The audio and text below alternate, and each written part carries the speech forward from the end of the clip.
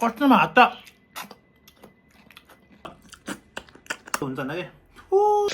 अरूको दाललाई चाहिँ मैले सबै त्यसको लागि चाहिँ मैले यो दाल भिजाएर राखेको थिएँ अघि भर्खरै नै हल्का किरानले चाहिँ होइन जापानको दाल यस्तै हुन्छ होइन यो भिजाएर राखेको थिएँ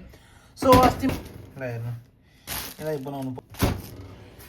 त्यसपछि कहाँ गयो मेरो लसुन प्याज अदुवा ट्राई गर्नुसम्म दाल बनाऊँ है त यो कटिङ गरौँ है त यो चाहिँ मैले लसुन अदुवा यो खुर्सानी लास्टी मिठो हुन्छ होइन यो चाहिँ टमाटर घरकै आफ्नै बारीको दाल पकाउनको दालमा चाहिँ मलाई यो सुरुमै हाल्छु किनकि मसँग टाइम छैन झान्ने सानी किनकि जापानमा गाह्रो हुन्छ नि त सो फर द्याट अरूको दाललाई चाहिँ मैले सबै रेडी बनाएँ यसमा चाहिँ लसुन प्याज खुर्सानी काट्न है टमाटर अनि यो चाहिहाल्यो अब भाँडामा ग्यास बाल्यौँ त्यसपछि कुकर राख्यौँ थोरै घिउ हाल्यौँ गरिब छौँ छैन धेरै घिउ लसुन प्याजको पेस्ट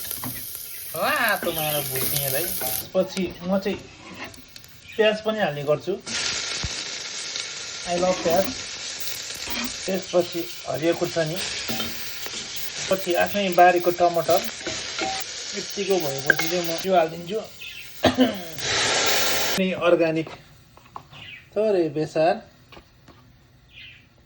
चिली पाउडर त्यसपछि आफ्नै घरको अर्ग्यानिक मसला आजिमोतो अनि नुन आलु ताछौँ सुरुमा यता चाहिँ यसरी भिजाउँछु सल्लक्क भिजाउँदा सफा हुन्छ त्यसपछि यसलाई केलाउनु पर्छ त्यही च्याउनु हुन्छ सबभन्दा बढी चाहिँ मैले सल्लक्क धोएर राखेँ अब मसिनो राम्रो सेटअप गरेर खानाको कुकिङको भ्लग बनाउँदै थिएँ होइन लास्टमा के भयो थाहा छ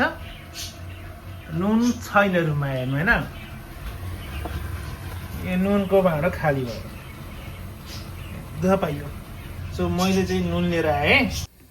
यसको लागि चाहिँ भुट्नको लागि चाहिँ लामो भयो भने चाहिँ मजा आउँछ खानालाई क्या चस्सो टोक्नु मजा आउँछ त्यो लामो टाइपको खुर्सानी क्रेप अदुवा र लसुन काट्छु होइन प्रायः चाहिँ म चाहिँ सब यहाँ पकाउँछु क्या सायद मलाई पकाउन नआउने केही पनि छैन तर मिठो मात्रै नहुने हो क्या यस्तो भयो अब खुर्सानी चाहिएमा चाहिँ आलुलाई यसरी काटेँ किनकि आलु चाहिँ बराबर भयो भने चाहिँ मजाले तेल हालेँ चाहिँ तेल उछिलिन्छ भने थोरै बेसार हालिदिनु उछिलिँदैन मजा आउँछ पकाउन चाहिँ एक लामो टाइपको यतिको भएपछि म आलु हाल्छु यसमा चाहिँ हल्का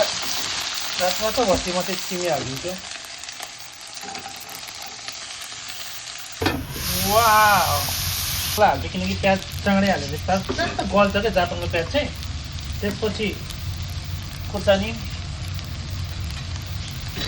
तर भुट्नु टमाटर त्यही मसला सो खाना रेडी दाल पनि रेडी नै भइसकेको छ अब खाना खामै त अरको दाल भन्छ त्यसलाई त्यो सिमी भइहाल्यो अनि मुलाको अचार आफ्नै बारीको यो चाहिँ प्याज अनि सलादको लागि गाजर है त खाएला कस्तो भएको छ अहिले न थाहा भएन सुन पानी खाम खान्छ हातले नि हो धेरै पछि आफूले बनाउनु मलाई कस्तो हुन्छ भने क्या ओ तातो मजाले पाकेको छ सही भएको छ त्यसपछि गाजर एक नम्बर भात